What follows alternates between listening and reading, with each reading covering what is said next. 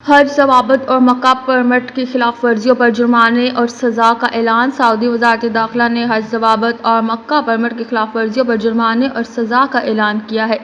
قوانین پر عمل نہ کرنے کی صورت میں 1,00,000 ریال تک جرمانہ اور مملکت کے لیے بلیک لسٹ کیا جا سکتا ہے۔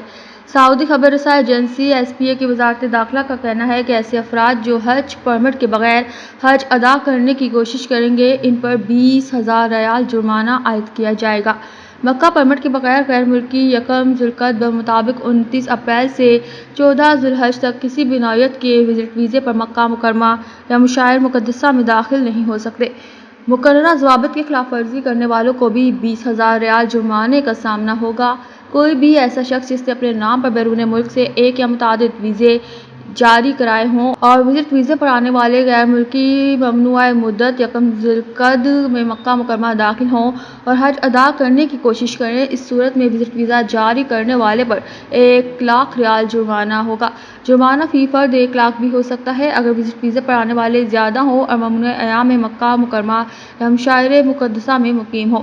وہ افراد جو وزٹ ویزے پر آنے والوں کو مکہ مکرمہ یا مشاعر مقدسہ جانے کے لیے ٹرانسپورٹیشن کی سہولیات فراہم کریں۔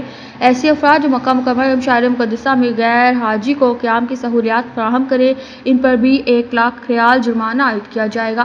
جرمانہ 1,00,000 ریال فی فرد ہوگا۔ ایسے غیر ملکی جو غیر قانونی طور پر سرحدی خلاف ورزی کے مرتکب ہوئے، مملکت میں داخل ہوئے اور حج سیزن میں مکہ مکرمہ میں پائے گئے، انہیں مملکت سے ڈی پورٹ کرتے ہوئے ان پر 10 برس کے لیے پابندی عائد کر دی جائے گی۔